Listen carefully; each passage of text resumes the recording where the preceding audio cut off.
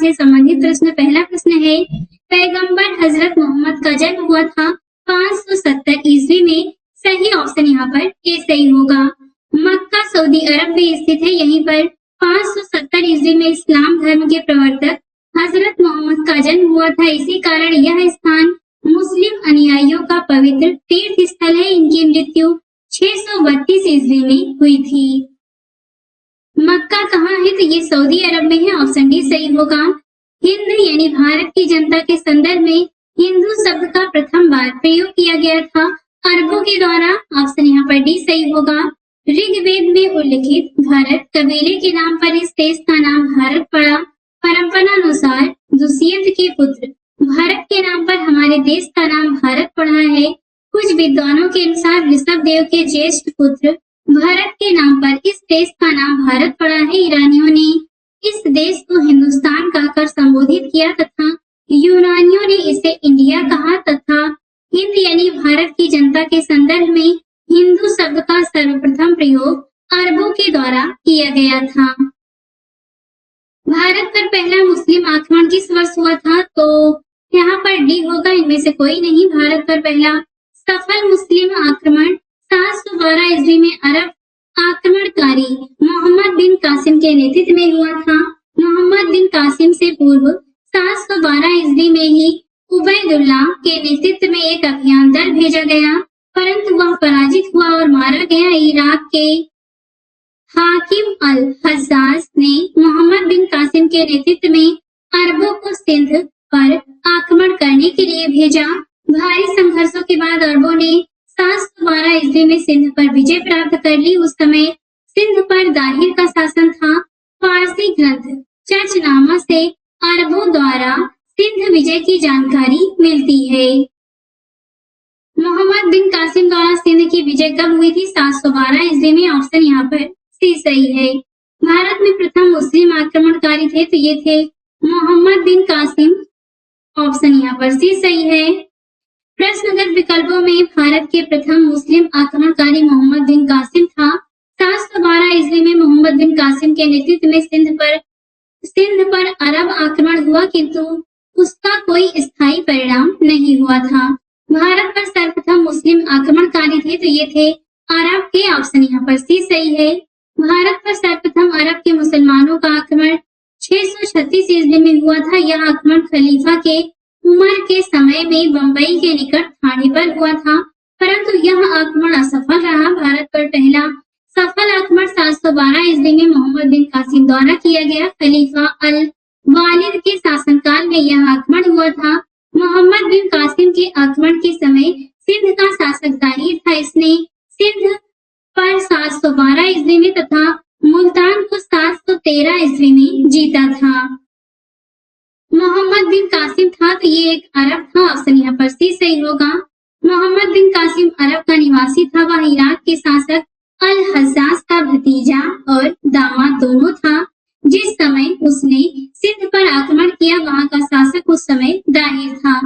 चर्चनामा के अनुसार 6वीं और 7वीं शताब्दी में सिंध देश की राजधानी क्या थी? तो ये थी अरोड़। ऑप्शन यहाँ पर डी सही है। चर्चनामा के अनुसार 6वीं और 7वीं शताब्दी में सिंध की राजधानी अरोड़ थी। ध्यातव्य है कि चर्चनामा सिंध के इतिहास से संबंधित एक पुस्तक है। इस पुस्तक में चर्च राजवंश के इतिहास तथा अरबों द्वारा सिंध विजय का वर्णन किया गया है। इनमें से कौन गजनी राजवंश का संस्थापक था? तो ये है अलफ्तगीन। ऑप्शन यहाँ पर ए सही होगा। गजनी वंश का संस्थापक अलफ्तगीन था। गजनी वंश का अन्य नाम यमीनी वंश था। अलफ्तगीन ने गजनी को अपनी राजधानी बनाया। इस समय उत्तर पश्चिम भारत में हिंदू शाही राजवंश का शासन था, जिसका विस्तार हिंद कुश पर्वत माला तक था। कथनकार है जिसमें कथन है महमूद गजनी ने भारत पर 17 बार आक्रमण किए क्योंकि वह भारत में स्थायी मुस्लिम शासन की स्थापना करना चाहता था। तो यहाँ पर जो ए और आर है, यहाँ पर इसमें ए सही है परंतु आर गलत है। ऑप्शन यहाँ पर सी सही होगा। वो भारत पर स्थायी मुस्लिम शासन की स्थापना नहीं करना चाहता था, बल्कि ये केवल लूटपाट करना चाहता था। निम्न में से कौन चंदेल शासक महमूद गजनवी से पराजित नहीं हुआ था तो ये है विद्याधर, ऑप्शन यहाँ पर बी सही होगा। जो पराजित है ये है जयशक्ति धंग और डंग। महमूद गजनवी का चंदेलों पर प्रथम आक्रमण 1910 से 1020 ईस्वी में हुआ। उस समय चंदेल वंश का शासक विद्याधर था, जो अपने वंश का सर्वाधिक शक्तिशाली शासक था। मुस्लिम स्रोतों से पता चलता है कि विद्याधर एवं महमूद के बीच किसी नदी के किनारे भीषण युद्ध हुआ, किंतु इसका कोई परिणाम न निकला। इस युद्ध में विद्याधर ने राजनीतिक सूझबूझ का परिचय देते हुए युद्ध स्थल उपयुक्त न होने के कारण रात के अंधकार में अपनी सेना को हटा लिया। महमूद गजनवी भी लौट गया। इस प्रकार विद्याधर अकेला ऐसा हिंदू शासक था जिसने मुसलमानों का सफलतापूर्वक प्रतिरोध किया। मुस्लिम लेखकों ने उसे तत्कालीन भारत का सर्वाधिक शक्तिशाली शासक बताया है। किस चंदेल राजा ने महमूद गजनवी का सामना किया था तो ये है विद्याधर, ऑप्शन यहाँ पर सी सही होगा। महमूद गजनवी का दरबारी इतिहासकार कौन था तो ये है उतबी, सही ऑप्शन यहाँ पर बी है। शाहनामा का लेखक फरिश्ता इसके दरबार से संबंधित था तो ये नीचे देख लेते हैं। दिया गया प्रश्न त्रुटिपूर्ण है क्योंकि शाहनामा का लेखक फरिश्ता न होकर फिरदौसी है और यह महमूद गजनवी के दरबार का प्रसिद्ध विद्वान कवि था। इससे पूर्व के उमर की उपाधि दी जाती है। इस प्रकार इसका संभावित उत्तर विकल्प भी होगा, जबकि फरिश्ता ने तारीख फरिश्ता या गुलशन इब्राहिमी नामक किताब लिखी है। इसका पूरा नाम मोहम्मद कासिम हिंदू शाह अस्तराबादी फरिश्ता था। यह कुछ समय तक अहमदनगर के शासक मुर्तजा निजाम शाह के दरबार में रहा तथा बाद में बीजापुर चला गया। इसकी पुस्तक तारीख फरिश्ता बीजापुर के शासक इब्राहिम आदिल शाह द्वितीय को समर्पित थी। तो यहाँ पर इस प्रश्न का जो सही आंसर इसमें होगा वो यहाँ पे आप इसे देख सकते हैं। इसमें कोई भी एक ऑप्शन सही नहीं होगा। नेक्स्ट अगला प्रश्न है यहाँ पर, शाहनामा का लेखक कौन था तो ये हम ऊपर देख चुके हैं, ये थे फिरदौसी, सही ऑप्शन यहाँ पर भी सही होगा। इसमें पुराणों का अध्ययन करने वाला प्रथम मुसलमान था तो ये है अल-बरनी, ऑप्शन यहाँ पर सी सही होगा। महमूद गजनी के साथ भारत आने वाला प्रसिद्ध इतिहासकार कौन था तो ये है अल-बरनी, ऑप्शन यहाँ पर भी सही है। अल-बरनी भारत आया था तो ये 11वीं शताब्दी में आया था, सही ऑप्शन यहाँ पर सी होगा। महमूद गजनी के साथ भारत आने वाला मुस्लिम विद्वान था तो ये है अल-बरनी, ऑप्शन यहाँ पर भी सही है। निम्नलिखित कथनों में से कौन अल-बरनी के संबंध में सही नहीं है? वह एक धर्मनिरपेक्ष लेखक था तो यहाँ पर पहला ही गलत है। उसका ग्रंथ उस समय के जीवंत भारत से प्रभावित था। वह संस्कृत का विद्वान था। वह त्रिकोणमिति का विशेषज्ञ था, तो यहाँ पर गलत ऑप्शन इसमें ए होगा। निम्नलिखित में से किसने महमूद गजनी के हमले के बाद सोमनाथ मंदिर का पुनर्निर्माण किया तो ये है भीमदेव, ऑप्शन यहाँ पर भी सही होगा। हाल ही में प्रधानमंत्री ने वेरावल में सोमनाथ मंदिर के निकट नए सर्किट हाउस का उद्घाटन किया। सोमनाथ मंदिर के बारे में निम्नलिखित कथनों में से कौन सा सही है? सोमनाथ मंदिर ज्योतिर्लिंग देव मंदिरों में से एक है। अल-बरनी ने सोमनाथ मंदिर का वर्णन किया है। सोमनाथ मंदिर की प्राण प्रतिष्ठा, आज के मंदिर की स्थापना। तो यहाँ पर केवल जो सही पूछा है आपसे तो ये पहला और दूसरा होगा, तीसरा गलत। इस प्रकार सही ऑप्शन यहाँ पर इसमें ए सही होगा। किसने एक तरफ संस्कृत मुद्रालेख के साथ चांदी के सिक्के निर्मित किए तो ये है महमूद गजनवी, ऑप्शन यहाँ पर भी सही है।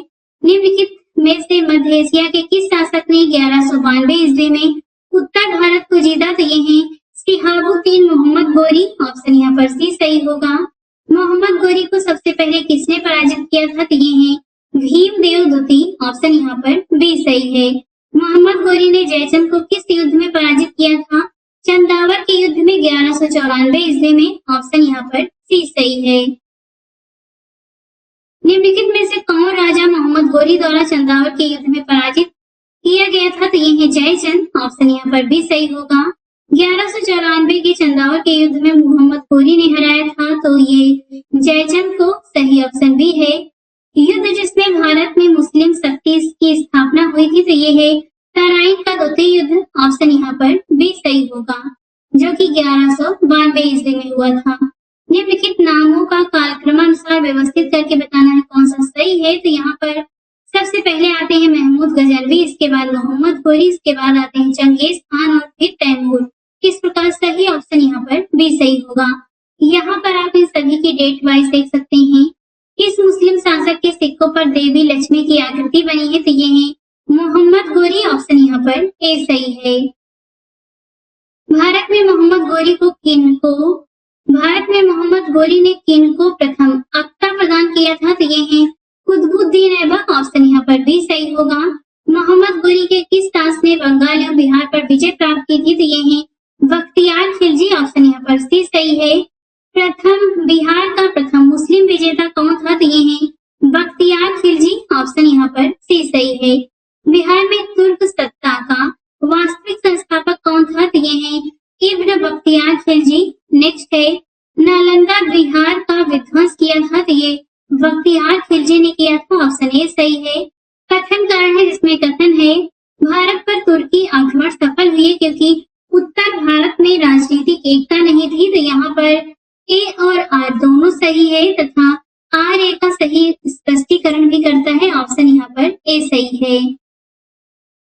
अब देखते हैं दिल्ली सल्तनत के अंतर्गत गुलाम वंश से संबंधित प्रश्न। पहला है गुलाम वंश का संस्थापक कौन था, तो ये है कुतुबुद्दीन ऐबक। ऑप्शन यहाँ पर डी सही होगा। गुलाम वंश का प्रथम शासक कौन था, तो ये है कुतुबुद्दीन ऐबक। ऑप्शन बी सही है। दिल्ली सल्तनत का कौन सा सुल्तान लाख बख्श के नाम से जाना जाता है, कुतुबुद्दीन ऐबक। ऑप्शन यहाँ पर डी सही है। 2.5 दिन का झोपड़ा क्या है, तो ये एक मस्जिद है। ऑप्शन यहाँ पर ए सही होगा। कुव्वल उल इस्लाम मस्जिद तथा 2.5 दिन का झोपड़ा क्रमशः स्थित है, तो ये कुव्वल उल इस्लाम मस्जिद दिल्ली में और 2.5 दिन का झोपड़ा अजमेर में स्थित है। ऑप्शन यहाँ पर डी सही है। निम्नलिखित में से किसने प्रसिद्ध कुतुब मीनार के निर्माण में योगदान नहीं दिया, तो कुतुबुद्दीन ऐबक, इल्तुतमिश, फिरोज शाह तुगलक ने दिया था, गयासुद्दीन तुगलक ने नहीं दिया। आंसर यहाँ पर सी सही होगा। अगला प्रश्न है कुतुब मीनार किसके द्वारा पूरा किया गया, तो ये है इल्तुतमिश। ऑप्शन यहाँ पर ए सही होगा। कुतुबुद्दीन ऐबक की राजधानी थी, तो ये थी लाहौर में। ऑप्शन यहाँ पर ए सही है। सुल्तान कुतुबुद्दीन ऐबक की मृत्यु कैसे हुई थी, तो चौगान की क्रीड़ा के दौरान अस्त्र से गिरने के पश्चात उनकी मृत्यु हो गई। ऑप्शन यहाँ पर डी सही होगा। निम्नलिखित में से किसने दिल्ली को सल्तनत की राजधानी के रूप में स्थापित किया, तो ये है इल्तुतमिश। ऑप्शन यहाँ पर भी सही है। दिल्ली का प्रथम सुल्तान कौन था जिसने नियमित सिक्के जारी किए तथा दिल्ली को अपने साम्राज्य की राजधानी घोषित किया, तो ये है इल्तुतमिश। सही ऑप्शन यहाँ पर बी सही है। निम्नलिखित में से कौन सी इल्तुतमिश के राजकाल में सल्तनत की राजधानी थी, तो ये है दिल्ली। ऑप्शन यहाँ पर डी सही होगा। सल्तनत के निम्नलिखित सुल्तानों में से किसने सर्वप्रथम अपनी राजधानी दिल्ली स्थानांतरित की थी, तो ये है इल्तुतमिश। ऑप्शन सी सही है। दिल्ली का प्रथम मुस्लिम शासक कौन था, तो ये है इल्तुतमिश। ऑप्शन बी सही होगा। मुस्लिम शासक जिसका साम्राज्य दारुल इस्लाम का एक भाग माना जाता था, ये इल्तुतमिश का है। ऑप्शन यहाँ पर सी सही होगा। इसमें गुलाम का गुलाम किसे कहा गया है, तो ये है इल्तुतमिश। ऑप्शन यहाँ पर डी सही होगा। निम्नलिखित में से कौन इल्तुतमिश का प्रतिद्वंदी नहीं था, तो तजाकुद्दीन यल्दौस, नसरुद्दीन कुबाचा, अली मर्दान थे, मलिक अल्तुनिया नहीं थे। आंसर यहाँ पर इसमें डी सही है। निम्नलिखित में से कौन मध्यकालीन भारत की प्रथम महिला शासिका थी, तो ये थी रजिया सुल्तान। ऑप्शन ए सही होगा। मंगोल आक्रमणकारी चंगेज खान भारत की उत्तर पश्चिम सीमा पर निम्न में से किसके काल में आया था, तो इल्तुतमिश के। ऑप्शन बी सही है। दिल्ली का कौन सुल्तान मंगोल नेता चंगेज खान का समकालीन था, तो ये है इल्तुतमिश। ऑप्शन यहाँ पर ए सही है। इसके शासनकाल में मंगोल प्रथम बार सिंधु के तट पर देखे गए, तो ये है इल्तुतमिश। ऑप्शन यहाँ पर भी सही होगा। चंगेज खान के अधीन मंगोलों ने भारत पर आक्रमण किया था इल्तुतमिश के शासनकाल में। ऑप्शन यहाँ पर सी सही है। चंगेज खान का मूल नाम क्या था, तेमुजिन। ऑप्शन यहाँ पर सी सही होगा। यहाँ पे ये 3 कथन दिए गए हैं, बताना है इनमें से कौन सा कथन सही है। इल्तुतमिश के शासनकाल में चंगेज खान भगोड़े ख्वारिज में युवराज की खोज में सिंधु नदी तक पहुंचा था।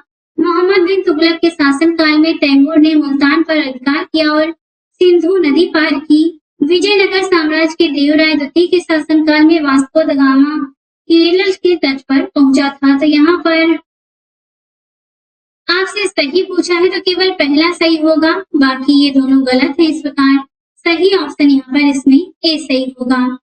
बाकी आप यहाँ पर इसे डिटेल से देख सकते हैं। इल्तुतमिश ने बिहार में अपना प्रथम सूबेदार नियुक्त किया था, तो ये मलिक जानी को किया था। ऑप्शन यहाँ पर डी सही है। रजिया बेगम को सत्ताच्युत करने में किसका हाथ था? तुर्कों का। ऑप्शन यहाँ पर इसमें सी सही है। दिल्ली के सुल्तान बलबन का पूरा नाम है गयासुद्दीन बलबन। ऑप्शन यहाँ पर इसमें सी सही होगा। दिल्ली के किस सुल्तान के विषय में कहा गया है कि उसने रक्त और लौह की नीति अपनाई? तो ये है बलबन। सही ऑप्शन यहाँ पर बी सही है। दिल्ली किस दिल्ली सुल्तान ने रक्त और लौह की नीति अपनाई? तो ये है बलबन। ऑप्शन यहाँ पर बी सही होगा। कथन कारण है जिसमें कथन है बलबन ने अपने शासन को शक्तिशाली बनाया और सारी सत्ता अपने हाथ में केंद्रित कर ली, क्योंकि वह उत्तर पश्चिम सीमा को मंगोल आक्रमण से सुरक्षित करना चाहता था। तो यहाँ पर ए और आर दोनों सही है, किंतु ए की समुचित व्याख्या नहीं करता। ऑप्शन यहाँ पर बी सही है। अपनी शक्ति को समेकित करने के बाद बलबन ने भव्य उपाधि धारण की थी जिल्ले इलाही की। ऑप्शन यहाँ पर सी सही होगा। वह प्रथम मुस्लिम शासक कौन था जिसने शासन के सिद्धांत थ्योरी ऑफ किंगशिप को राजाओं के ईश्वरीय अधिकार सिद्धांत थ्योरी ऑफ डिवाइन राइट के समान प्रतिपादित किया? तो ये है बलबन। ऑप्शन यहाँ पर सी सही है। निम्नलिखित में से किसने भारत में प्रसिद्ध फारसी त्योहार नवरोज को आरंभ किया? तो ये बलबन ने किया था। ऑप्शन ए सही होगा। इनमें से किसने भारत में फारसी त्योहार नवरोज की शुरुआत किया था? बलबन ने। ऑप्शन यहाँ पर सी सही है। निम्नलिखित में से कौन सा कथन बलबन के संबंध में सही नहीं है? उसने नियामत के खुदाई के सिद्धांत का प्रतिपादन किया, उसने इक्कादारी व्यवस्था का प्रारंभ किया। तो जो दूसरा वाला है ये गलत है। उसने तुर्कान ए चहलगानी का प्रभाव समाप्त कर दिया, उसने बंगाल के विद्रोह का दमन किया था। गलत ऑप्शन पूछा है तो वो बी होगा। निम्नलिखित सुल्तानों में से किसने गढ़ मुक्तेश्वर की मस्जिद की दीवारों पर अपने शिलालेख में स्वयं को खलीफा का सहायक कहा है? तो ये है बलबन। ऑप्शन यहाँ पर ए सही है। तुगरिल खान ने किसके शासनकाल के दौरान विद्रोह किया था? तो ये है बलबन। ऑप्शन यहाँ पर ए सही होगा। अब देखते हैं खिलजी वंश से संबंधित प्रश्न। पहला है कौन सा सुल्तान नया धर्म चलाना चाहता था किंतु उलेमा लोगों ने विरोध किया? तो ये है अलाउद्दीन। ऑप्शन यहाँ पर बी सही है। दिल्ली के किस सुल्तान ने सिकंदर सानी की मनोपाधि धारण की थी? तो ये है अलाउद्दीन खिलजी। ऑप्शन यहाँ पर बी सही होगा। जब उसने राजत्व किंगशिप प्राप्त किया तो वह शरीयत के नियमों और आदेशों से पूर्णतः स्वतंत्र था। वर्णी ने यह कथन किस सुल्तान के लिए कहा था? तो ये अलाउद्दीन खिलजी के लिए। ऑप्शन यहाँ पर सी सही होगा। अलाउद्दीन खिलजी के प्रसिद्ध सेनापतियों में से किसकी मंगोलों के विरुद्ध लड़ते हुए मृत्यु हो गई थी? तो ये है जफर खान। ऑप्शन यहाँ पर ए सही होगा। रानी पद्मिनी का नाम अलाउद्दीन की चित्तौड़ विजय से जोड़ा जाता है। उनके पति का नाम है राणा रतन सिंह। ऑप्शन यहाँ पर इसमें डी सही होगा। हजार दिनारी नाम से किसे जाना जाता है? तो ये है मलिक काफूर। ऑप्शन यहाँ पर बी सही है।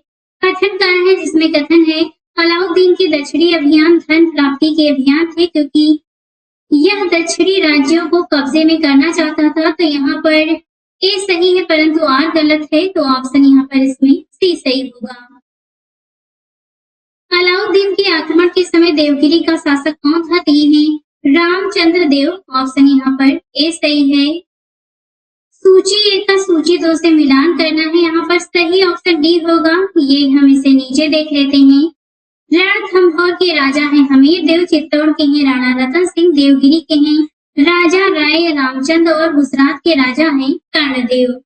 अलाउद्दीन खिलजी की निम्नलिखित विजयों का यहाँ पे आपको काल क्रमानुसार व्यवस्थित करके बताना है कौन सा सही होगा। तो यहाँ पर सही ऑप्शन डी होगा। ये हम नीचे डेट वाइज देख लेते हैं। अलाउद्दीन खिलजी की विजयों का क्रम है गुजरात की विजय किया था 1299 में, रणथंभौर जीता 1301 में, चित्तौड़ 1303 में और वारंगल जीता था 1310 ईस्वी में।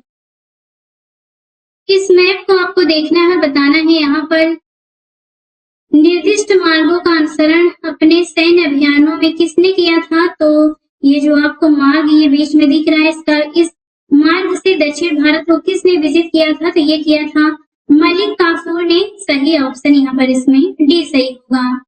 किस सुल्तान के काल में खालसा भूमि अधिक पैमाने पर विकसित हुई थी, तो ये है अलाउद्दीन खिलजी। ऑप्शन यहाँ पर भी सही है।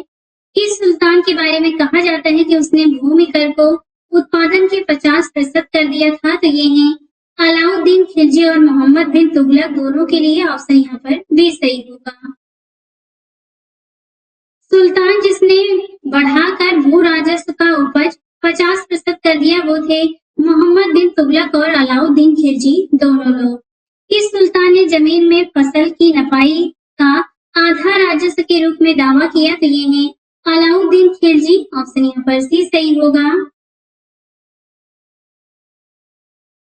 कथन दिए गए हैं यहाँ पर 3, बताना है कि इसमें से कौन सा कथन सही है। उसने क्रिस्ते जमीनों की, ये कथन जो है ये अलाउद्दीन खिलजी के बारे में है। अलाउद्दीन खिलजी ने क्रिस्त जमीनों की पैमाइश के बाद जमीन की मालगुजारी वसूल की।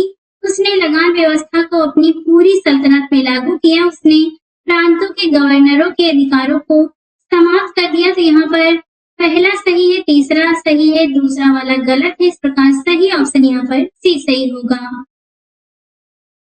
कथन कारण है जिसमें कथन है अलाउद्दीन खिलजी ने दिल्ली में मूल्य नियंत्रण लागू किया था क्योंकि वह दिल्ली में अपने राजभवन के निर्माण में लगे हुए कारीगरों को कम वेतन देना चाहता था। तो यहाँ पर ए सही है परंतु आर गलत है। सही ऑप्शन यहाँ पर सी सही होगा।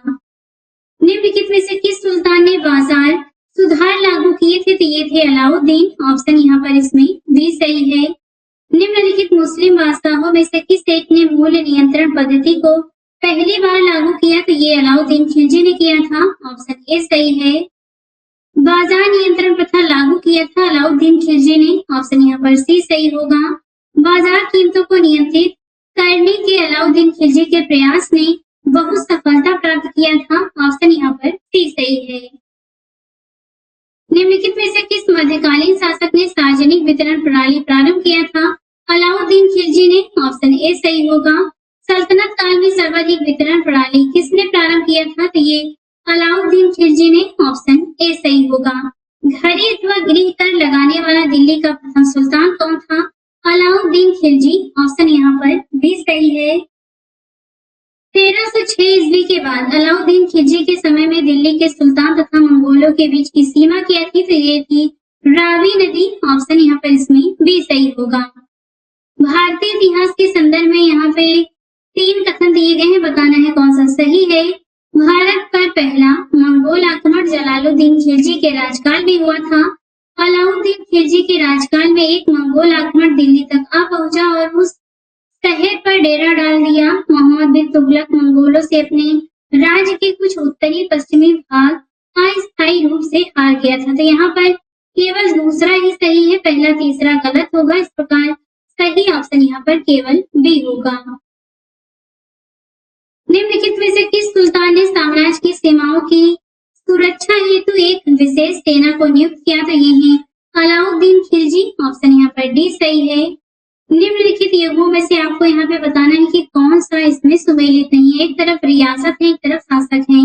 देवगिरी के शासक हैं शंकर देव, होयसल के वीर बल्लाल, मथुरा के वीर पांड्या। यहाँ पर जो बी दिया गया है ये वारंगल के रामचंद्र देव, ये गलत है। अलाउद्दीन खिलजी के दक्षिण भारत पर आक्रमण के समय देवगिरी का शासक रामचंद्र देव था। रामचंद्र देव की मृत्यु के बाद उसका पुत्र शंकर देव शासक बना। तेलंगाना में काकती वंश का शासन था। यहाँ का तत्कालीन शासक प्रताप रुद्र द्वितीय था। इसकी राजधानी वारंगल थी। बाकी सभी यहाँ पर सही हैं। इनमें से किसने खलीफा की शक्ति का विरोध किया, तो यहाँ पर सही ऑप्शन ई होगा। विकल्पगत किसी भी सुल्तान ने खलीफा की शक्ति का विरोध नहीं किया था। इल्तुतमिश ने खलीफा से मान्यता प्राप्त जरूर की थी, परंतु बंगाल के सुल्तान गयासुद्दीन ने भी खलीफा से मान्यता प्राप्त की थी, जिस पर आक्रमण कर इल्तुतमिश ने एक तरीके से खलीफा की सत्ता का विरोध भी किया था। अलाउद्दीन अलाउद्दीन खिलजी बलवंत, मोहम्मद बिन तुगलक सभी व्यवहारिक रूप से स्वतंत्र शासक ही थे, लेकिन किसी ने खलीफा की शक्ति या सत्ता का विरोध नहीं किया। केवल मुबारक खलजी था जिसने स्वयं खलीफा की उपाधि धारण की थी। इस तरह उसने खलीफा की सत्ता का विरोध किया था। दिल्ली सल्तनत के किस शासक ने अपने आप को खलीफा घोषित कर दिया था? तो ये है मुबारक खिलजी। ऑप्शन यहाँ पर इसमें सी सही होगा। 1303 ईस्वी में काकतीय शासकों की सेना ने निम्न में से किसकी सेना को वारंगल में परास्त किया था? तो ये है अलाउद्दीन खिलजी की। ऑप्शन यहाँ पर सी सही होगा। अब देखते हैं तुगलक वंश से संबंधित प्रश्न। पहला है अलाउद्दीन खिलजी के निम्न सेनाध्यक्षों में से कौन सा तुगलक वंश का प्रथम सुल्तान बना? तो ये है गाजी मलिक। ऑप्शन यहाँ पर ए सही है। गाजी मलिक किस वंश का संस्थापक था? तो ये था तुगलक वंश का। ऑप्शन यहाँ पर ए सही होगा। कृषि को समुन्नत करने के लिए नहर खुदवाने के संदर्भ में 14वीं शताब्दी का निम्नलिखित में से पहला शासक होने का श्रेय दिया जाता है। तो ये गयासुद्दीन तुगलक को दिया जाता है। ऑप्शन यहाँ पर सी सही है। इस वंश के सुल्तानों ने सबसे अधिक समय तक देश में राज किया? तो ये है तुगलक वंश। ऑप्शन यहाँ पर डी सही होगा। दिल्ली सल्तनत का सर्वाधिक विद्वान शासक जो खगोल शास्त्र, गणित एवं आयुर्विज्ञान सहित अनेक विद्याओं में माहिर था? तो ये है मोहम्मद बिन तुगलक। ऑप्शन यहाँ पर सी सही होगा। अमीर एक वही एक नया विभाग किस सुल्तान द्वारा शुरू किया गया था? तो ये है मोहम्मद बिन तुगलक। ऑप्शन यहाँ पर सी सही होगा। दिल्ली के किस सुल्तान ने एक पृथक कृषि विभाग की स्थापना की एवं फसल चक्र की योजना बनाई थी? तो ये है मोहम्मद बिन तुगलक। ऑप्शन यहाँ पर डी सही होगा। दीवानी कोही किससे संबंधित है? तो ये मोहम्मद बिन तुगलक से। ऑप्शन यहाँ पर ए सही है। मोहम्मद बिन तुगलक ने अपनी राजधानी दिल्ली से ले गया था दौलताबाद। ऑप्शन यहाँ पर ए सही होगा। दौलताबाद यानी देवगिरी ले गया। दिल्ली से दौलताबाद राजधानी का स्थानांतरण का आदेश दिया था सुल्तान मोहम्मद बिन तुगलक ने। ऑप्शन यहाँ पर डी सही है। भारत में सर्वप्रथम सांकेतिक मुद्रा का प्रचलन किया था? तो ये किया था मोहम्मद बिन तुगलक ने। ऑप्शन यहाँ पर डी सही होगा। निम्नलिखित में से कौन पहला सुल्तान था जिसने भारत में सांकेतिक मुद्रा का प्रचलन किया? तो ये है मोहम्मद बिन तुगलक। ऑप्शन यहाँ पर सी सही होगा।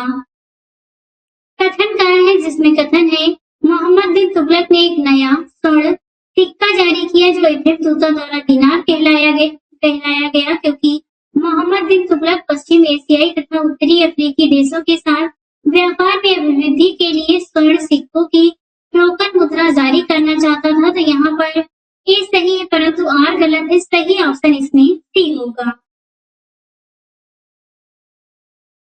कथन कारण है जिसमें कथन है मोहम्मद बिन तुगलक की प्रतीक मुद्रा योजना असफल सिद्ध हुई क्योंकि मोहम्मद तुगलक का मुद्रा निर्गमन पर उचित नियंत्रण नहीं था। तो यहाँ पर जो कथन कारण है दोनों सही है और ये आर की सही व्याख्या, आर सही व्याख्या है ए की। तो यहाँ पर ऑप्शन ए सही होगा।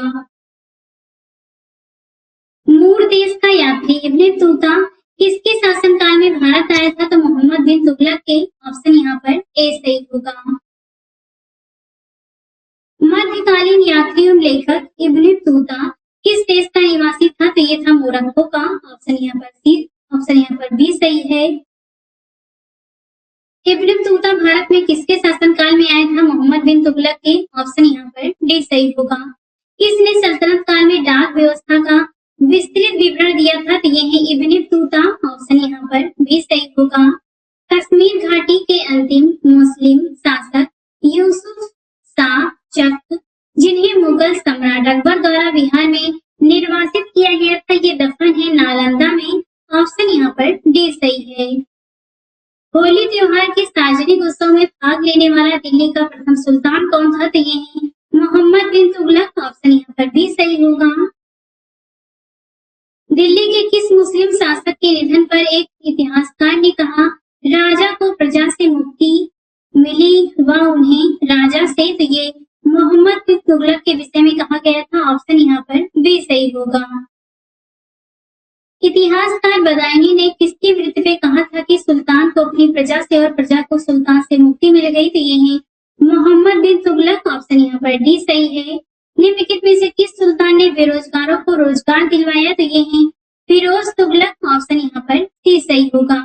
बेरोजगारों की सहायतार्थ दिल्ली के निम्नलिखित सुल्तानों में से किसने रोजगार कार्यालय की स्थापना किया था? तो ये किया था फिरोज शाह तुगलक ने। ऑप्शन यहाँ पर डी सही है। दिल्ली का सुल्तान जो दान दक्षिणा के बारे में काफी ध्यान रखता था और इसके लिए एक विभाग दीवानी खैरात स्थापित किया था, ये है फिरोज तुगलक। ऑप्शन यहाँ पर भी सही होगा। निम्नलिखित में से किस सुल्तान के दरबार में सबसे अधिक गुलाम रहते थे? तो ये रहते थे फिरोज तुगलक के समय। ऑप्शन यहाँ पर डी सही है। मध्यकालीन भारतीय राजाओं के संदर्भ में निम्नलिखित में से कौन सा कथन सही है? तो यहाँ पर डी होगा। फिरोज तुगलक ने गुलामों का एक अलग विभाग स्थापित किया था। ऑप्शन डी सही होगा। सर्वप्रथम लोक निर्माण विभाग की स्थापना किया था तो फिरोज शाह तुगलक ने किया था। ऑप्शन यहाँ पर डी सही है। दिल्ली का जो सुल्तान भारत में नहरों के सबसे बड़े जाल का निर्माण करने के लिए प्रसिद्ध था वो था फिरोज शाह तुगलक। ऑप्शन यहाँ पर सी सही होगा। दिल्ली के किस प्रसिद्ध सुल्तान ने सबसे ज्यादा नहरों का निर्माण किया था? तो ये है फिरोज शाह तुगलक। ऑप्शन यहाँ पर ए सही है। हक ए सर्व अथवा सिंचाई कर लगाने वाला दिल्ली का प्रथम सुल्तान कौन था? तो ये है फिरोज शाह तुगलक। ऑप्शन यहाँ पर डी सही है। दिल्ली के किस सुल्तान ने ब्राह्मणों पर भी जजिया कर लगाया? तो ये लगाया था फिरोज तुगलक ने। ऑप्शन यहाँ पर भी सही होगा। निम्नलिखित में से किस सुल्तान ने फलों की गुणवत्ता सुधारने के लिए उपाय किए थे? तो ये है फिरोज तुगलक। ऑप्शन यहाँ पर बी सही है। टोपरा तथा मेरठ से 2 अशोक स्तंभ लेख दिल्ली कौन लाया था? तो ये फिरोज शाह तुगलक लाए थे। ऑप्शन यहाँ पर भी सही होगा। दिल्ली का कौन सा सुल्तान अशोक स्तंभ को दिल्ली लाया था? तो ये है फिरोज शाह तुगलक। ऑप्शन यहाँ पर ए सही होगा। दिल्ली के किस सुल्तान ने इस उद्देश्य से एक अनुवाद विभाग की स्थापना की कि उसमें दोनों संप्रदायों के लोगों में एक दूसरे के विचारों की समझ बेहतर हो सके? तो ये है फिरोज तुगलक। ऑप्शन यहाँ पर बी सही है। निम्नलिखित में से कौन फिरोज तुगलक के नागरकोट अभियान के दौरान संग्रहित 300 संस्कृत पुस्तकों का अनुवाद किया था? तो ये है अजीजुद्दीन खान। ऑप्शन यहाँ पर इसमें डी सही है। राज्य के खर्च पर हज की व्यवस्था करने वाला पहला भारतीय शासक था फिरोज तुगलक। ऑप्शन यहाँ पर भी सही होगा। फिरोज तुगलक द्वारा स्थापित दार उल सफा क्या है? तो ये खैराती अस्पताल है। ऑप्शन यहाँ पर बी सही है। दिल्ली सल्तनत के तुगलक राजवंश का अंतिम शासक निम्नलिखित में से कौन सा था? तो ये है नासिरुद्दीन महमूद शाह। ऑप्शन यहाँ पर इसमें सी सही होगा। तैमूर ने किसके शासनकाल में भारत पर आक्रमण किया था? तो ये नीचे देख लेते हैं। भारत पर तैमूर का आक्रमण वस्तुतः तुगलक शासक नसरुद्दीन महमूद शाह के काल में 1398 ईस्वी में हुआ था। भारत पर आक्रमण करने के उद्देश्यों को तैमूर ने स्वयं स्पष्ट किया था।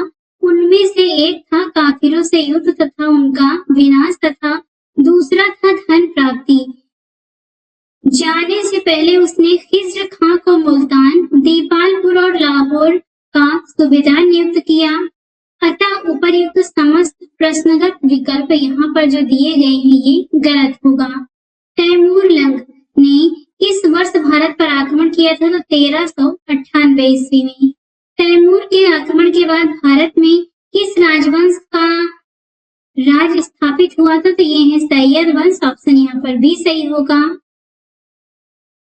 यहाँ पे आपको कालक्रम बताना है तो सबसे पहले आते हैं रुकनुद्दीन, इसके बाद मुबारक खां, फिर फिरोज शाह तुगलक, इसके बाद आलम शाह। तो यहाँ पर जो सही ऑप्शन इसमें होगा वो सी होगा। यहाँ पर आप इन सभी की डेट भी देख सकते हैं, यानी किस समय से किस समय तक इन्होंने शासन किया था। अब देखते हैं लोधी वंश से संबंधित प्रश्न। पहला है निम्नलिखित सल्तनत शासकों में से कौन अफगान मूल के थे? तो ये थे लोधी। ऑप्शन यहाँ पर डी सही होगा। दिल्ली की राजगद्दी पर अफगान शासकों के शासन का निम्नलिखित में से कौन सा सही कालक्रम है? तो ये होगा बहलोल खान लोधी, सिकंदर शाह और इब्राहिम लोधी। ऑप्शन यहाँ पर सी सही है। यहाँ पे आपको बताना है चित्र ए से यहाँ पर मानचित्र में चिन्हित स्थान किस नगर को यहाँ पे निरूपित करता है? तो यहाँ पर होगा ये जो क्षेत्र आप देख रहे हैं ये बहलोल लोधी जौनपुर, सही ऑप्शन यहाँ पर इसमें ए सही होगा। महाराणा सांगा ने इब्राहिम लोधी को किस युद्ध में परास्त किया था? तो ये है खतौली का युद्ध, ऑप्शन यहाँ पर ए सही है। निम्नलिखित में से किस सुल्तान ने एक नगर बसाया जहां अब आगरा है? तो ये है सिकंदर लोधी, ऑप्शन यहाँ पर डी सही होगा। किस मध्ययुगीन सुल्तान को आगरा शहर की नींव डालने और उससे सल्तनत की राजधानी बनाने का श्रेय जाता है? तो ये है सिकंदर लोधी, ऑप्शन यहाँ पर डी सही है। आगरा नगर की स्थापना किस शासक ने किया था? तो ये है सिकंदर लोधी, ऑप्शन यहाँ पर ए सही होगा। निम्न में से किसने गुलरुखी उपनाम से अपनी कविताओं की रचना किया था? तो ये है सिकंदर लोधी, ऑप्शन यहाँ पर सी सही होगा। निम्नलिखित में से किसने आगरा की स्थापना की थी? तो ये है सिकंदर लोधी, ऑप्शन यहाँ पर सी सही है। निम्नलिखित सुल्तानों में से कौन अन्न के ऊपर कर समाप्त करने के लिए जाना जाता है? तो ये है सिकंदर लोधी, ऑप्शन यहाँ पर डी सही होगा। यहाँ पे आपको दिल्ली में शासन करने का क्रम बताना है, तो सबसे पहले कौन आया, सबसे पहले बात कौन सबसे बाद में आया? सही ऑप्शन डी होगा। ये हम नीचे यहाँ पे समय के साथ देख लेते हैं। गुलाम बस या ममलूक शासकों का जो शासन काल था ये था 1206 से 1290 ईस्वी। खिलजी वंश का शासनकाल 1290 से 1320 ईस्वी। सैयद वंश का शासनकाल 1414 से 1451 ईस्वी तथा लोधी वंश का शासनकाल 1451 से 1526 ईस्वी तक था। इनमें से कौन गुलाम वंश का नहीं था? तो ये है इब्राहिम लोधी, ऑप्शन यहाँ पर डी सही होगा। अब देखते हैं विजयनगर साम्राज्य से संबंधित प्रश्न। पहला है विजयनगर राज्य की स्थापना किया था हरिहर और बुक्का ने, ऑप्शन यहाँ पर सी सही होगा। विजयनगर साम्राज्य की स्थापना किस वर्ष हुई थी? 1336 एडी में, ऑप्शन यहाँ पर ए सही है। विजयनगर साम्राज्य के संस्थापक कौन थे? तो ये हैं हरिहर बुक्का, ऑप्शन यहाँ पर सी सही होगा। विजयनगर राज्य के संस्थापक थे तो ये हैं हरिहर और बुक्का, ऑप्शन यहाँ पर ए सही होगा। निम्नलिखित राज्यों में से दो भाइयों हरिहर तथा बुक्का ने किसकी स्थापना किया था? तो ये है विजयनगर राज्य की, ऑप्शन यहाँ पर ए सही होगा। शासक राजवंश संगम सालू तुलुम किससे संबंधित है? तो ये विजयनगर से संबंधित है, ऑप्शन यहाँ पर सी सही होगा। इनमें से किसने कृष्णा नदी की सहायक नदी के दक्षिणी तट पर एक नए नगर की स्थापना की और उस देवता के प्रतिनिधि के रूप में अपने इस नए राज्य पर शासन करने का दायित्व लिया, जिसके बारे में माना जाता था कि कृष्णा नदी से दक्षिण की समस्त भूमि उस देवता की है? तो ये है हरिहर प्रथम, ऑप्शन यहाँ पर सी सही होगा। यहाँ पे जो देवता दिए गए हैं ये भगवान विरूपाक्ष की बात की गई है। अपनी मधुरा विजय कृति में अपने पति के विजय अभियानों का वर्णन करने वाली कवित्री थी, तो ये थी गंगा देवी, ऑप्शन यहाँ पर भी सही होगा। विजयनगर के उस पहले शासक की पहचान करें जिसने बहमनियों से गोवा को छीना था, तो ये है हरिहर द्वितीय, ऑप्शन यहाँ पर भी सही होगा। विजयनगर साम्राज्य के इनमें से किस एक शासक ने तुंगभद्रा नदी पर एक विशाल बांध निर्मित किया और उस नदी से राजधानी नगर तक कई किलोमीटर लंबी एक नहर और पुलिया का निर्माण किया था? तो ये है देवराय प्रथम, ऑप्शन यहाँ पर ए सही होगा। निम्नलिखित कथनों पर विचार करके बताना है कौन सा यहाँ पर सही होगा। चार कथन है। पहला है नरसिंह सालुब ने संगम वंश का अंत किया और उसने राज सिंहासन छीनकर सालुब वंश का अंत किया। वीर नरसिंह ने अंतिम सालुब शासक की गद्दी से उतार कर राज सिंहासन छीना। वीर नरसिंह के उत्तरवर्ती उनके अनुज कृष्णदेव राय थे। कृष्णदेव राय के उत्तरवर्ती उनके भाई अच्युत देव राय थे। तो यहाँ पर चारों ही कथन सही है, ऑप्शन यहाँ पर इसमें डी सही होगा। विजयनगर के राजा कृष्णदेव राय ने गोलकुंडा का युद्ध किस राजा के साथ लड़ा था? तो ये है कुली कुतुब शाह, ऑप्शन यहाँ पर ए सही होगा। कृष्णदेव राय के दरबार में अष्टदिग्गज कौन थे? तो ये थे 8 तेलुगु कवि, ऑप्शन यहाँ पर भी सही है। इनमें से किसे आंध्र भोज भी कहा जाता है? तो ये है कृष्णदेव राय, ऑप्शन यहाँ पर ए सही है। अष्टदिग्गज किस राजा से संबंधित है? कृष्णदेव राय से, ऑप्शन यहाँ पर भी सही होगा। प्रसिद्ध विजयनगर शासक कृष्णदेव राय के अधीन किस साहित्य का स्वर्ण युग था? तो ये है तेलुगु का, ऑप्शन यहाँ पर डी सही होगा। कृष्णदेवराय ने किस नगर की स्थापना किया था? नागलपुर, ऑप्शन यहाँ पर बी सही है। इनमें से किस प्रसिद्ध शासक ने अपनी माता के नाम पर विजयनगर के पास नागालपुरम की एक उपनगरीय बस्ती की स्थापना किया था? तो यह कृष्णदेवराय, ऑप्शन यहाँ पर ए सही होगा। यहाँ पे 3 कथन दिए गए हैं, बताना है इनमें से कौन सा कथन सही है। पहला है, विजयनगर के शासक कृष्णदेवराय ने आमुक्त माल्यद ग्रंथ की रचना किया था। कृष्णदेवराय को आंध्रभोज के नाम से भी जाना जाता है। उसके दरबार को अल्लसानी पेड्डना नामक राजकवि सुशोभित करता था, जो संस्कृत एवं तमिल दोनों भाषाओं का ज्ञाता था। तो यहाँ पर पहला दूसरा सही है, तीसरा गलत है। इस प्रकार से यहाँ पे जो सही ऑप्शन इसमें होगा वो सी सही है। विजयनगर का प्रसिद्ध हजारा मंदिर किसके शासनकाल में निर्मित हुआ था? तो कृष्णदेवराय के, ऑप्शन यहाँ पर ये सही है। कृष्णदेवराय द्वारा निर्मित किस कवि को आंध्र कविता पितामह की उपाधि दी गई है? तो ये है अल्लसानी पेड्डना, ऑप्शन यहाँ पर ये सही होगा। अब्दुल रजाक विजयनगर आया था, तो ये आया था देवराय द्वितीय के शासनकाल में, ऑप्शन यहाँ पर बी सही है। फारसी यात्री अब्दुल रजाक भारत में किस राजा के शासनकाल में आया था? तो देवराय द्वितीय, ऑप्शन सी सही है। निकोलो कोंटी कौन था? तो ये इटली का एक यात्री था जिसने विजयनगर साम्राज्य की यात्रा किया था, ऑप्शन यहाँ पर बी सही होगा। पुर्तगाली लेखक नूनिस के अनुसार विजयनगर साम्राज्य में महिलाएं निम्नलिखित में से किन क्षेत्रों में निपुण थी? तो ये थी कुश्ती, लेखाकरण, ज्योतिषा शास्त्र, भविष्यवाणी, चारों में होगा। आंसर यहाँ पर डी सही है। निम्नलिखित में से कौन महाभारत के तेलुगु अनुवादों के लिए विख्यात है? तो ये है, इसमें से होगा नन्नय और टिक्कन। तीसरा चौथा होगा, ऑप्शन यहाँ पर इसमें सी सही होगा। पहला दूसरा कंबन और कुट्टन नहीं होगा। वैदिक ग्रंथों के भाष्यकार सायण को आश्रय प्राप्त था विजयनगर राजाओं का, ऑप्शन यहाँ पर सी सही होगा। वैदिक ग्रंथों के प्रसिद्ध भाष्यकार सायण निम्न में से किस एक के काल में सक्रिय थे? तो ये थे विजयनगर राजकाल में, ऑप्शन यहाँ पर डी सही होगा। निम्नलिखित में से किसके राज्यारोहण को 500 वर्ष गुजर गए हैं? तो ये है कृष्णदेवराय, ऑप्शन यहाँ पर बी सही है। 1565 ईस्वी में कौन सा प्रसिद्ध युद्ध हुआ था? तो ये है तालीकोटा का युद्ध, ऑप्शन यहाँ पर डी सही होगा। सन 1565 ईस्वी में कौन सा प्रसिद्ध युद्ध हुआ था? तो ये है तालीकोटा का युद्ध।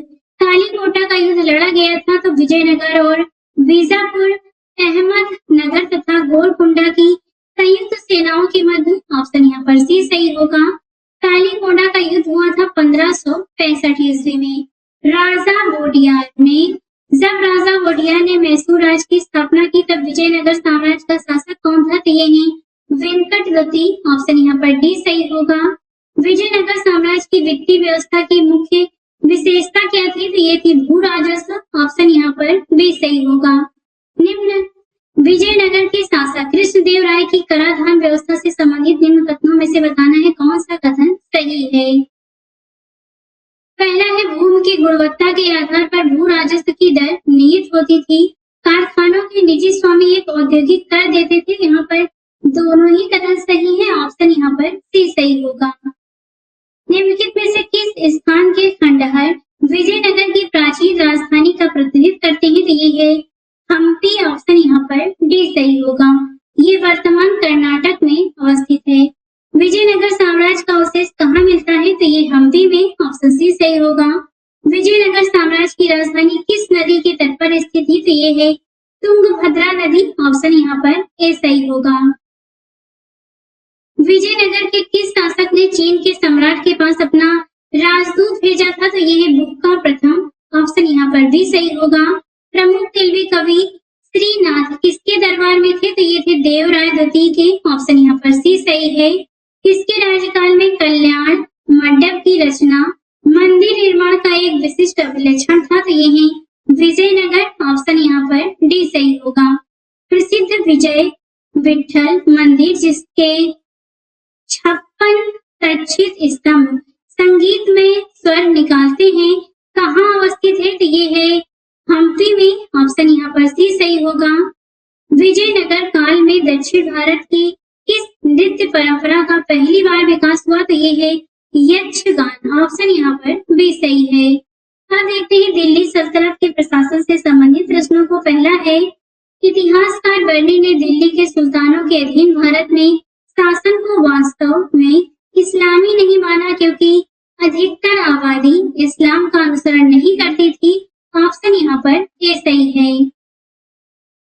सल्तनत काल के अधिकांश अमीर एवं सुल्तान किस वर्ग के थे, तो ये थे तुर्क। ऑप्शन यहाँ पर ए सही होगा। निम्नलिखित कथनों पर विचार करके बताना है कौन सा कथन इसमें से सही है। दिल्ली सल्तनत के राजस्व प्रशासन में राजस्व वसूली के प्रभारी को आमिल कहा जाता था। दिल्ली के सुल्तानों की एकता प्रणाली एक प्राचीन देसी संस्था थी। मीर बख्शी का पद दिल्ली के खलजी सुल्तानों के शासनकाल में अस्तित्व में आया, तो यहाँ पर केवल पहला सही है। ऑप्शन इसमें यहाँ पर ए सही होगा। ये दोनों गलत है, केवल पहला सही है। निम्नलिखित में से कौन सी एक विशेषता एकता व्यवस्था की नहीं थी, तो एकता एक राजस्व एकत्रित करने की व्यवस्था थी। सियासतनामा एकता व्यवस्था की जानकारी का स्रोत था। मुक्ति को एकता से एकत्रित राजस्व से सैनिक रखने पड़ते थे। यहाँ पर जो गलत है वो सी होगा। एकता से एकत्रित राजस्व सीधा सुल्तान के खाते में जाता था, ये सही नहीं होगा। मध्यकालीन भारत के संदर्भ में निम्नलिखित में से कौन सा आकार की दृष्टि से आरोही क्रम का सही अनुक्रम है, तो ये है परगना, सरकार और सूबा। ऑप्शन यहाँ पर ए सही होगा। दिल्ली सल्तनत में दीवान-ए-अर्ज विभाग की स्थापना किसने किया था, बलबन ने। ऑप्शन यहाँ पर ए सही है। निम्नलिखित में से कौन एक युग्म सही सुमेलित नहीं है, दीवान-ए-मुस्तखराज अलाउद्दीन खिलजी के समय से संबंधित है। दीवान-ए-अमीर वही मोहम्मद तुगलक, दीवान-ए-खैरात फिरोज तुगलक और दीवान-ए-रियासत ये बलबन से संबंधित नहीं है। ये दीवान-ए-रियासत ये अलाउद्दीन खिलजी के समय में लाया गया ये बाजार नियंत्रण विभाग था। बाकी यहाँ पर ये दीवान-ए-खैरात दान विभाग था, दीवान-ए-अमीर एक वही कृषि विभाग था और दीवान-ए-मुस्तखराज ये राजस्व विभाग था। निम्नलिखित विभागों में से कौन सा सही सुमेलित है, तो दीवान-ए-बंदगान फिरोज तुगलक से संबंधित है। ऑप्शन यहाँ पर ए सही होगा।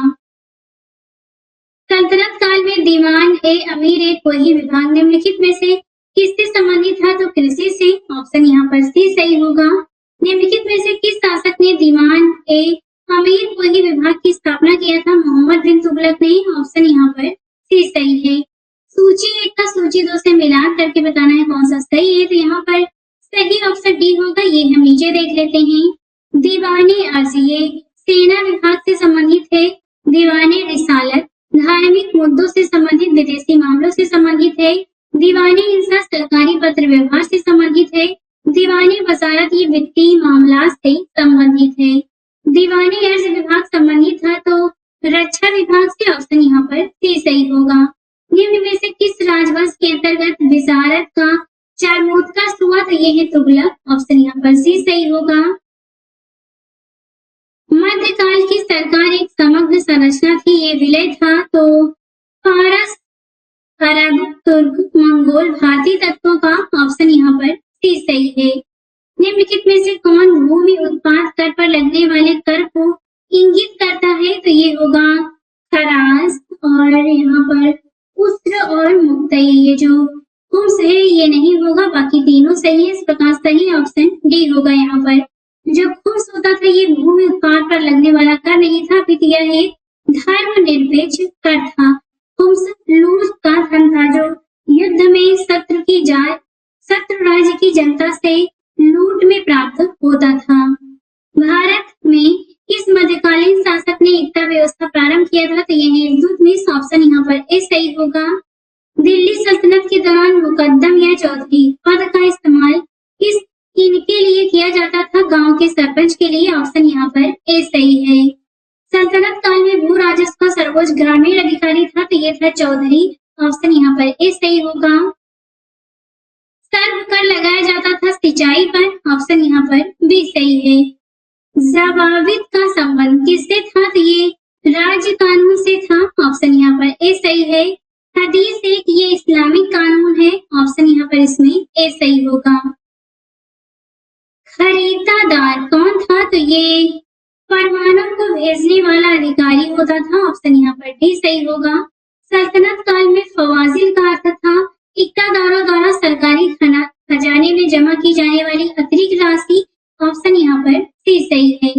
सल्तनत काल में दो प्रमुख मुद्राओं का पता चला, वो को बताना है कौन सा है। तो ये है जीतल और टंका। ऑप्शन यहाँ पर डी होगा। 2 और 4 सही है।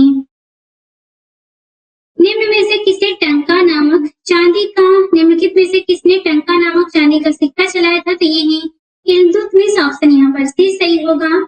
उत्तर भारत में चांदी का सिक्का टंका जारी करने वाला कौन मध्यकालीन शासक था? तो ये है इल्तुतमिश। ऑप्शन यहाँ पर ए सही है। सल्तनत काल के सिक्के टंका ससगनी जीतल किन धातुओं के थे? तो ये थे चांदी और तांबे के। ऑप्शन यहाँ पर ए सही होगा। इसके सिक्कों पर बगदाद के अंतिम खलीफा का नाम सर्वप्रथम अंकित हुआ? तो ये है अलाउद्दीन मसूद शाह। ऑप्शन यहाँ पर डी सही होगा। अब देखते हैं दिल्ली सल्तनत के अंतर्गत कला एवं स्थापत्य से संबंधित प्रश्नों को। पहला है भारत में कागज का प्रयोग कब से प्रारंभ हुआ था? 12वीं शताब्दी से। ऑप्शन यहाँ पर ए सही है। अलाई दरवाजे का निर्माण किस सुल्तान ने करवाया था? अलाउद्दीन खिलजी ने। ऑप्शन यहाँ पर सी सही होगा।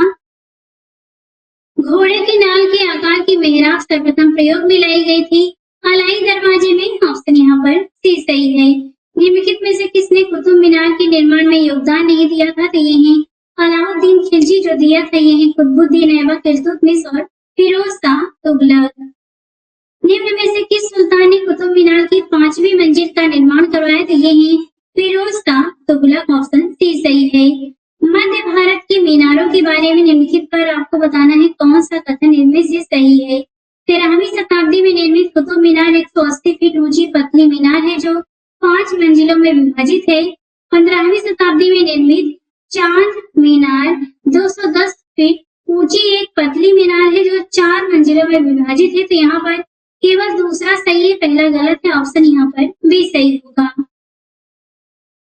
बाकी आप यहाँ पर इसे डिटेल्स देख सकते हैं। नेक्स्ट है भारत में प्रथम मकबरा जो शुद्ध हिंद इस्लामी शैली में निर्मित हुआ, ये है बलबन का मकबरा। ऑप्शन यहाँ पर बी सही है।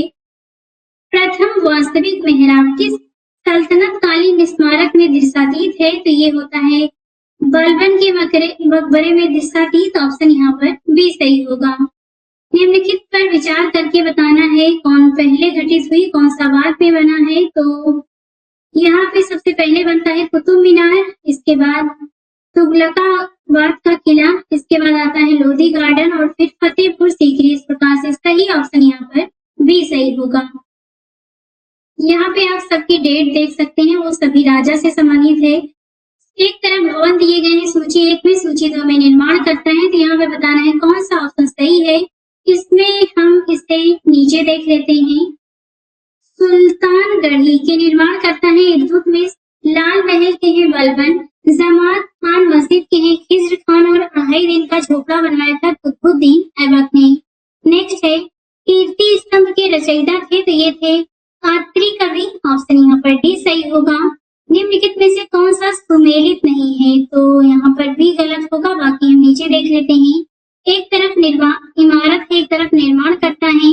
लाल महल का निर्माण करवाया बलबन ने, हिंडोला महल का गयासुद्दीन खिलजी ने, जहाज महल का गयासुद्दीन खिलजी ने और लाल दरवाजा मस्जिद का निर्माण बीबी राजे ने करवाया था।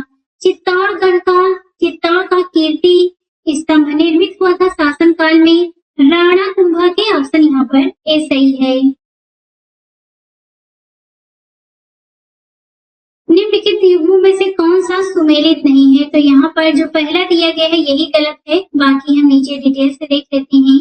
एक तरफ इसमें स्थल है, एक तरफ उनसे यहाँ के स्थापत्य हैं। तो दिल्ली में स्थित है कुबल इस्लाम मस्जिद, जौनपुर में है अटाला मस्जिद, मालवा में है जहाज महल और गुलबर्गा या कलबुर्गी में स्थित है जामा मस्जिद। एक तरफ वास्तु शैली है, एक तरफ संबद्ध राज्य वंश है। मिलान करके बताना है यहाँ पर कौन सा सही होगा। तो इसमें सही ऑप्शन एक होगा। ये हम नीचे देख लेते हैं इसे डिटेल से। मेहराब की निचली सतह पर कमल कली की झालर, ये खिलजी के समय से संबंधित है। अष्टभुजी मकबरों का उदय हुआ तुगलक के समय। स्तंभों में बोधि गोई का प्रयोग किया गया विजयनगर काल में, और झुकी हुई दीवारों के साथ विशाल मुख्य द्वार बनवाए गए सरकी काल में। अब देखते हैं दिल्ली सल्तनत के अंतर्गत साहित्य से संबंधित प्रश्नों को। पहला है किताब उल हिंद रचना के प्रसिद्ध लेखक का नाम क्या है? तो ये है अल-बरनी। ऑप्शन यहाँ पर सी सही होगा। तहकीक ए हिंद किताब के लेखक कौन है? तो ये है अल-बरनी। ऑप्शन यहाँ पर सी सही है। अमीर खुसरो का जन्म हुआ था, तो ये हुआ था एटा में। ऑप्शन यहाँ पर सी सही है। तूती ए हिंद अमीर खुसरो का जन्म हुआ था, तो ये हुआ था पटियाले में। ऑप्शन यहाँ पर सी सही होगा। निम्नलिखित में से किसने स्वयं को हिंदुस्तान का तोता कहा? तो ये है अमीर खुसरो। ऑप्शन यहाँ पर सी सही होगा। अमीर खुसरो ने किसके विकास में अग्रगामी भूमिका निभाई थी? तो ये खड़ी बोली के विकास में। ऑप्शन यहाँ पर सी सही है। निम्नलिखित में से किसने दिल्ली के 7 सुल्तानों का शासनकाल देखा है? तो ये हम नीचे देख लेते हैं। अमीर खुसरो एवं शेख निजामुद्दीन औलिया दोनों ने ही 7 से अधिक सुल्तानों का शासनकाल देखा है। प्रसिद्ध कवि अमीर खुसरो निम्नलिखित में से किस बादशाह के दरबार से संबंध थे? तो ये थे गयासुद्दीन बलबन। ऑप्शन यहाँ पर भी सही है। अमीर खुसरो नसरुद्दीन महमूद बलबन कैकूबान क्यूमर सलालुद्दीन खिलजी अलाउद्दीन खिलजी शहाबुद्दीन उमर मुबारक शाह नसरुद्दीन खुसरो शाह गयासुद्दीन तुगलक मोहम्मद बिन तुगलक के शासन के अंतर्गत रहा। अमीर खुसरो अलाउद्दीन खिलजी का राज दरबारी कवि था। 1325 ईस्वी में मोहम्मद बिन तुगलक के सत्ता संभालने के वर्ष में ही अमीर खुसरो की मृत्यु हो गई। वह सूफी संत निजामुद्दीन औलिया का शिष्य था। प्रसिद्ध कवि अमीर खुसरो दरबार में रहे, तो ये रहे थे अलाउद्दीन खिलजी के। ऑप्शन यहाँ पर ए सही होगा। अमीर खुसरो किसका दरबारी कवि था? तो ये है अलाउद्दीन खिलजी का। अमीर खुसरो ने निम्नलिखित में से किसके शासनकाल से संबंधित थे? तो ये थे अलाउद्दीन खिलजी से संबंधित। अमीर खुसरो एक कवि था, संगीतज्ञ था, इतिहासकार था, तीनों ही था। ऑप्शन यहाँ पर डी सही होगा। नई फारसी काव्य शैली सबक ए हिंदी अथवा हिंदुस्तानी शैली के जन्मदाता थे, तो ये थे अमीर खुसरो। ऑप्शन यहाँ पर डी सही होगा। निम्न में से किसने हिंदी खड़ी बोली का जनक? निम्नलिखित में से किसे हिंदी खड़ी बोली का जनक माना जाता है? तो ये है अमीर खुसरो। ऑप्शन यहाँ पर ए सही होगा। हिंदी और फारसी दोनों भाषाओं का विद्वान था, तो ये है अमीर खुसरो। ऑप्शन यहाँ पर सी सही होगा। निम्नलिखित में से कौन फारसी का प्रथम कवि था जिसने अपनी कविता में भारतीय पर्यावरण को चित्रित किया? तो ये है अमीर खुसरो। ऑप्शन यहाँ पर ए सही है। यहाँ पे 2 कथन दिए गए हैं, बताना है इनमें से कौन सा कथन सही है। हिंदू देवी देवताओं तथा मुस्लिम संतों की प्रशंसा में रचित गीतों का संग्रह किताब-ए-नौरस इब्राहिम आदिल शाह दुती द्वारा लिखा गया था। और दूसरा है भारत में कव्वाली से जानी जाने वाली संगीत शैली के प्रारंभिक रूप के आरंभकर्ता अमीर खुसरो थे। तो ये दोनों ही कथन सही हैं। ऑप्शन यहाँ पर इसमें सी सही होगा। तबकात-ए-नासरी का लेखक कौन था? तो ये है मिन्हाज-उस-सिराज। ऑप्शन इसमें सी सही होगा। निम्नलिखित पर विचार करके आपको काल क्रमानुसार व्यवस्थित करके बताना है कौन सा सही है। तो यहाँ पर सही ऑप्शन इसमें डी होगा। ये हम नीचे देख लेते हैं। फतवा-ए-जहांदारी पुस्तक के लेखक जियाउद्दीन बर्नी हैं।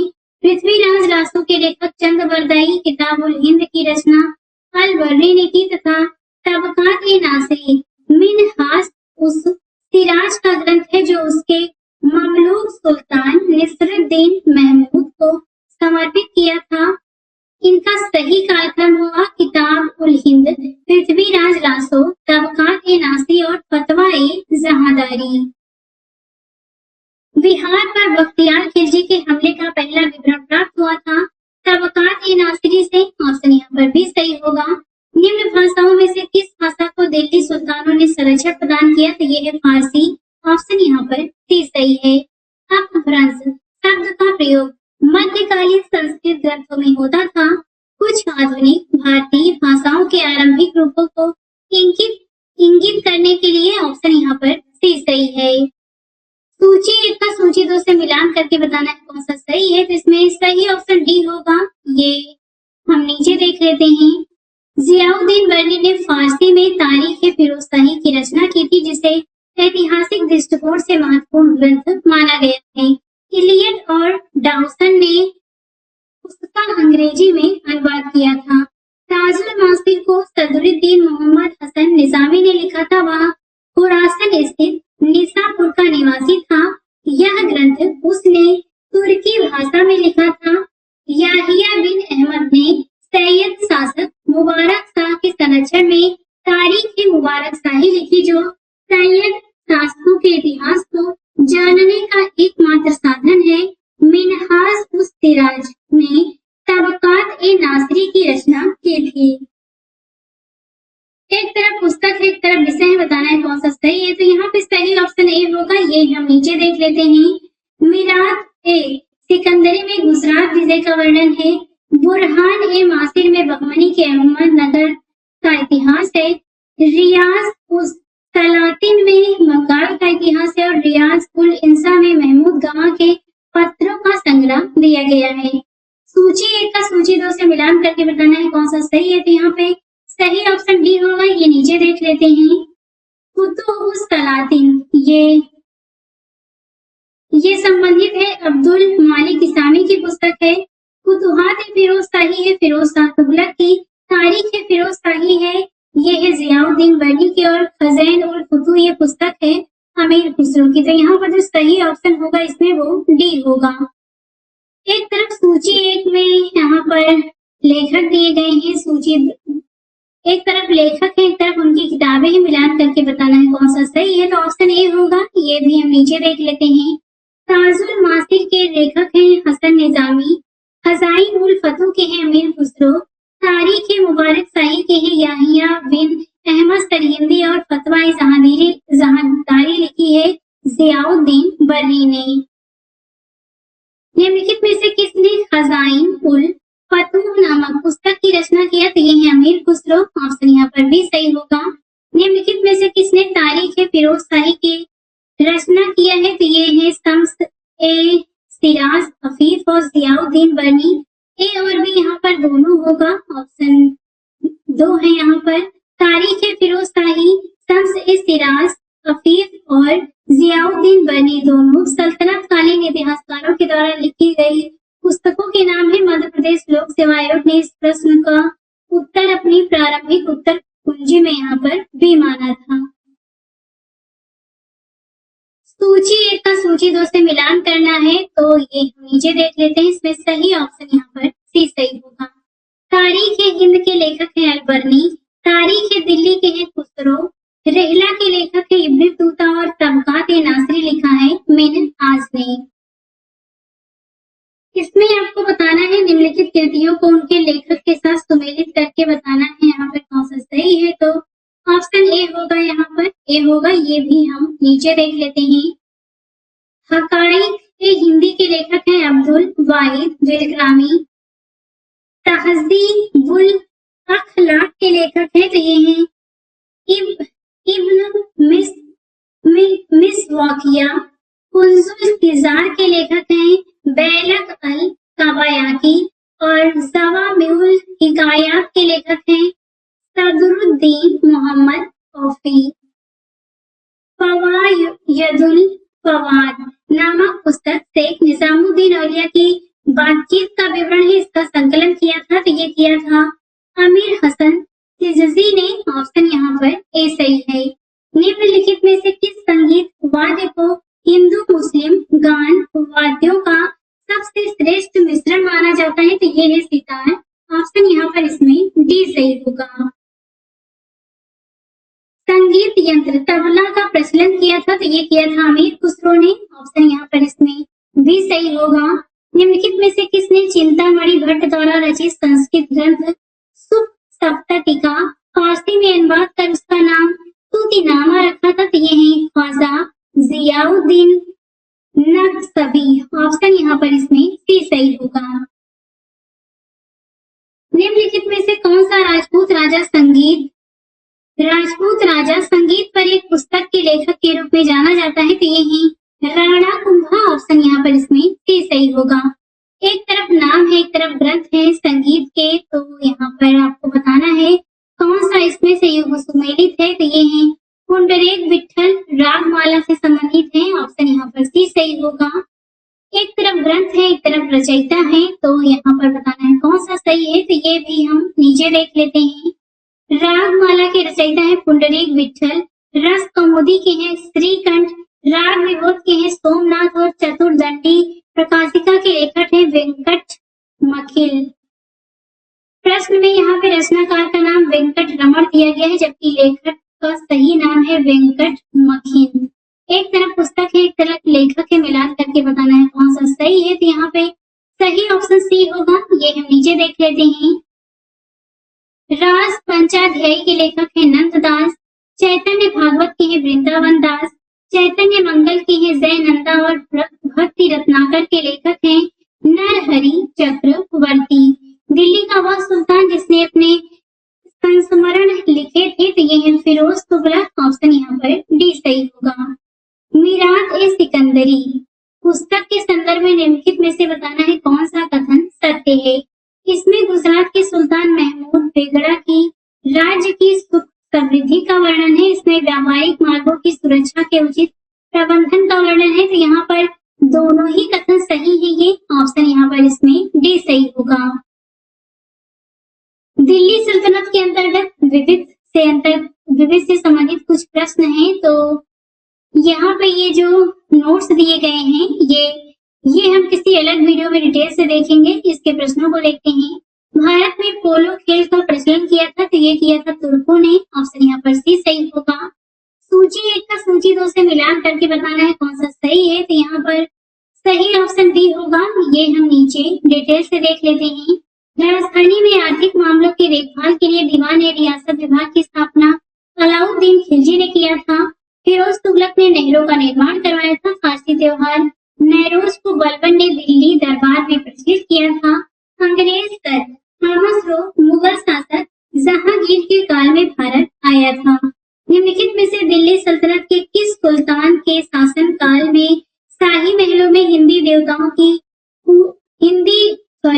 हिंदू देवी देवताओं की पूजा होती थी, तो ये है नसरुद्दीन खुसरो शाह। ऑप्शन यहाँ पर सी सही है।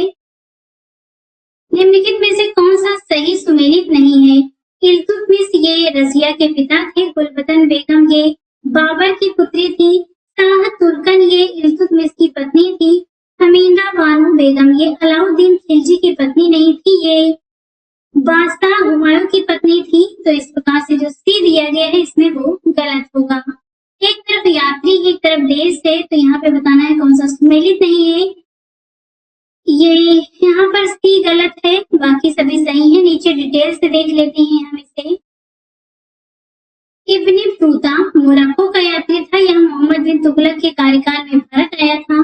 मार्को पोलो वेनिस इटली का प्रसिद्ध यात्री था। वह पांड्य शासक मारवर्मन कुलशेखर के समय में भारत आया था। ईरानी राजदूत अब्दुल रज़ाक देवराय द्वितीय के शासनकाल में विजयनगर आया था। नूनिज पुर्तगाल का यात्री और हस्त व्यापारी था। इसने विजयनगर की यात्रा किया था। यहाँ पे आपको इनके पधारने का क्रम बताना है, तो ये क्रम होगा इसमें भी होगा। सबसे पहले आते हैं अल-बरनी, इसके बाद इब्न बतूता, इसके बाद ट्रेवर नियर और इसके बाद मनुची। तो सही ऑप्शन बी होगा। इनके बारे में डिटेल से आप यहाँ पर एक एक के बारे में देख सकते हैं। अगला प्रश्न है दस्तार बंदान कौन कहलाते थे, तो ये उलेमा थे। ऑप्शन यहाँ पर डी सही होगा। भारतीय इतिहास के संदर्भ में निम्नलिखित में से कौन कुलाहदारन कहलाते थे, तो ये थे सैयद। ऑप्शन यहाँ पर इसमें डी सही होगा। चुंबकीय दिशा सूचक का भारतीय महासागरों में प्रयोग की प्रारंभिक सूचना किसके द्वारा दी गई थी, सदरुद्दीन मोहम्मद औफी। ऑप्शन यहाँ पर इसमें सी सही होगा। निम्न व्यक्तियों ने भारत में विभिन्न समय पर राज्य किया, उनके राज्य का सही कालक्रम बताना है, तो यहाँ पे सही ऑप्शन सी होगा। नीचे हम इसे डेट वाइज देख लेते हैं। रजिया सुल्तान का शासन काल था 1236 से 1240 ईस्वी, अलाउद्दीन खिलजी का 1296 से 1316 ईस्वी, शेरशाह का समय 1540 से 1545 और अकबर का समय 1556 से 1605 ईस्वी था। एक तरफ युद्ध है, एक तरफ वर्ष दिया गया है, यहाँ पे बताना है कौन सा युद्ध कब हुआ था, तो ऑप्शन यहाँ पर डी सही होगा। ये हम नीचे देख लेते हैं। चंदावर या फिर चंदवाड़ का युद्ध हुआ था 1194 में, तैमूर का आक्रमण 1398 में, कालीकोटा का युद्ध हुआ था 1565 में और घाघरा का युद्ध हुआ था 1529 ईस्वी में। निम्नलिखित में से कौन सा सुमेलित नहीं है? बहादुर शाह गुजरात से राजा थे, चांद बेबी अवध की नहीं थी, रजिया सुल्तान दिल्ली की शासका थी, बास बहादुर मालवा से। तो यहाँ पर जो गलत कथन है ये भी होगा। चांद बेबी अहमदनगर के तीसरे शासक हुसैन निजाम शाह प्रथम की पुत्री थी, जिनका संबंध अवध राज्य से नहीं बल्कि अहमदनगर व बीजापुर से था। निम्नलिखित घटनाओं पर आपको बताना है कि यहाँ पर कौन सा सही कालक्रम होगा। तो सबसे पहले इसमें घटित हुआ था कुतुब मीनार का निर्माण किया गया पहले, इसके बाद फिरोज तुगलक की मृत्यु होती है, इसके बाद पुर्तगालियों का भारत में आगमन होता है और फिर विजयनगर के कृष्णदेव राय का शासनकाल आता है। तो यहाँ पर जो सही ऑप्शन इसमें होगा वो ए होगा। यहाँ पर आप सभी का डेट वाइज देख सकते हैं। निम्नलिखित घटनाओं पर विचार करके इन्हें कालक्रमानुसार व्यवस्थित करके बताना है कौन सा सही होगा। तो सबसे पहले इसमें होता है तराइन का द्वितीय युद्ध, इसके बाद होता है जलालुद्दीन खिलजी की हत्या, इसके बाद अफगान षड्यंत्र और फिर मोहम्मद तुगलक द्वारा राजधानी का स्थानांतरण किया जाता है दौलताबाद। तो यहाँ पर जो सही ऑप्शन इसमें होगा वो ए होगा। निम्नलिखित अवतरण पर ध्यान दीजिए। अपने लगभग 30 वर्ष के व्यापक यात्री जीवन में उसने पूर्वी गोलार्ध के विस्तृत भूभाग की यात्रा की, उस विशाल भूभाग को देखा जिसमें आज के कोई 44 देश आते हैं और कुल मिलाकर लगभग 73,000 मील की दूरी चलकर पार की। पूर्व आधुनिक काल का संसार का सबसे बड़ा वह यात्री कौन था जिसका ऊपर वर्णन किया गया है? तो ये है इब्न बतूता।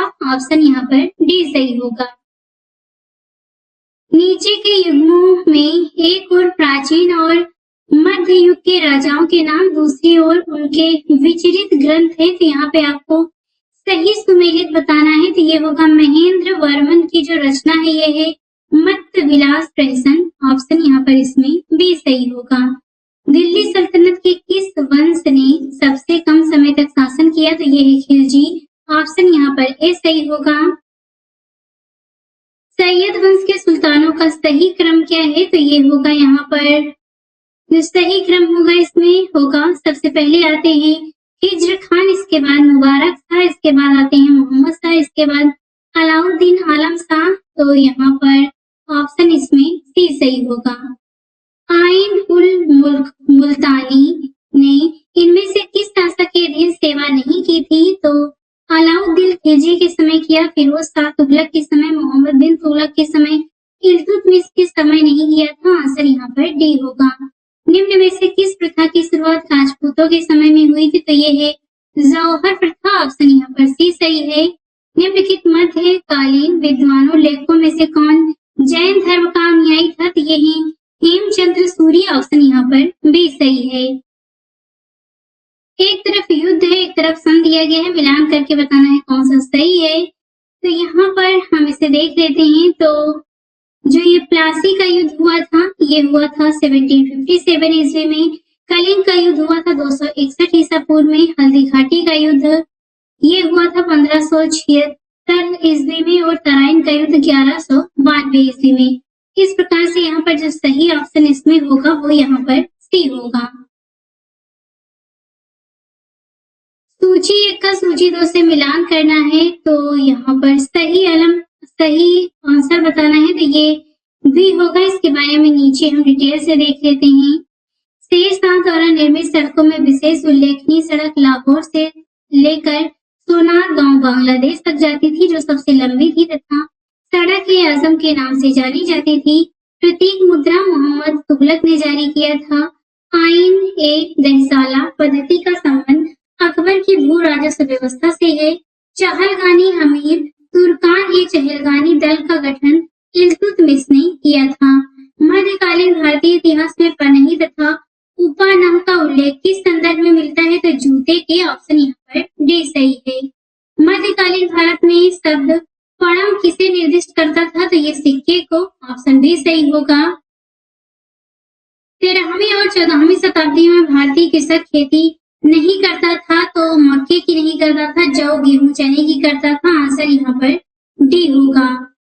मध्यकालीन भारत में महत्तर और पट्टकील पद नाम किनके लिए प्रयुक्त होते थे? तो ग्राम के मुखिया के लिए। ऑप्शन यहाँ पर डी सही है। अब देखते हैं उत्तर